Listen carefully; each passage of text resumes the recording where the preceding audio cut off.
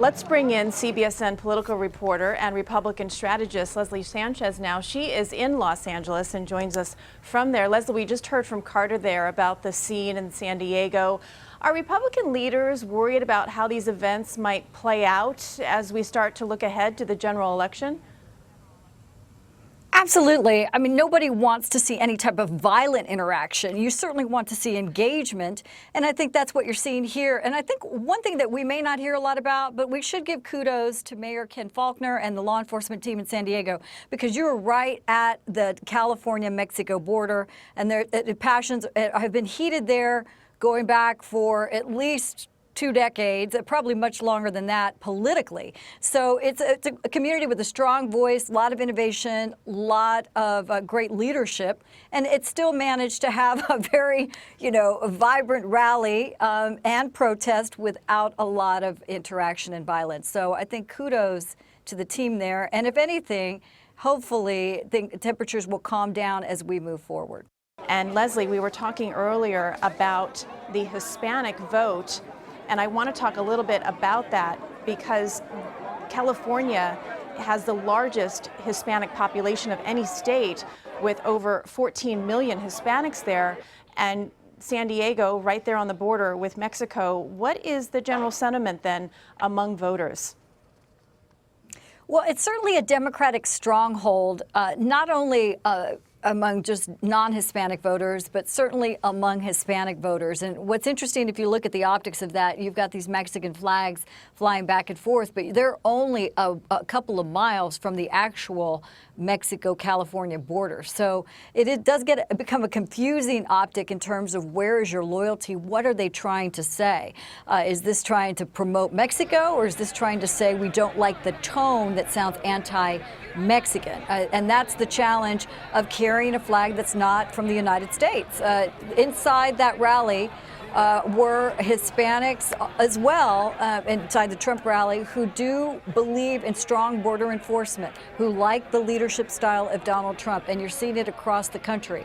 But in California particularly, it will remain a blue state, and it's a very active state. You have more democratically elected officials, statewide office holders, and they really are the leadership for the rest of the Democratic Party. So it's a very different case in California. Leslie, as far as the images that we see on the front page of newspapers and on the home pages of websites here during this political season, Donald Trump is the one that draws these types of protests at all of his the majority of his campaign stops, and you don't see that within the other candidates. It obviously, I mean, as far as how this plays out for the rest of America, is it a good or bad thing? It has the potential to be a really important, good thing for the Trump campaign, especially if the opposition is holding Mexican flags. That is not empowering the left or the Democrats. It's really dividing the country even more, and it makes the case for Donald Trump. And if you heard some of those protesters, they're like, go back home. Those kind of things. And the biggest applause line within the San Diego Trump rally was build the wall. It's been consistent across the country. And again, there are many Latinos. It will probably be about 30% of Latinos that are supporting this idea of, strong border enforcement. I think ultimately it's going to come down to a couple of things.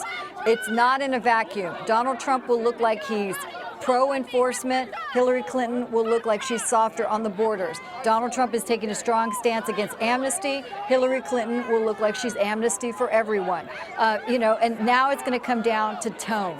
If Trump can ease the tone and be more inclusive, he has a stronger chance among individuals who are just as frustrated with a porous U.S.-Mexico border.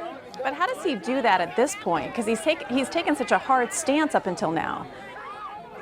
It's interesting because I think there are many Latinos who don't really think he's going to build a wall. They think it's just kind of rhetoric for the campaign, red meat, so to speak. This has been going on since the Minutemen and since the '08 campaign. It goes back even further. But important thing to keep in mind, every major immigration reform in this country that has been compassionate to immigrants has happened under Republican leadership. It does not happen under Democrats, and that's for the last 3 decades. So there is a compromise that could take place. Just politically, if Donald Trump has the political capital and the chops and the desire to do it. I think a lot of Latinos who've been in the movement and care about immigration know that they've been very disappointed by the Democrats. What they do not have tolerance for on the left or the right, whatever your ideology, is somebody who is tone deaf to a pro-immigrant message, somebody that sounds like they're dehumanizing the plight of undocumented immigrants and is making fun of them, or really it sounds as if it's a bigot or borderlines on nativism. There's absolutely no tolerance for that. So it really is about the message, the team, and the infrastructure Trump has moving forward. Leslie Sanchez in Los Angeles, thanks for your time tonight.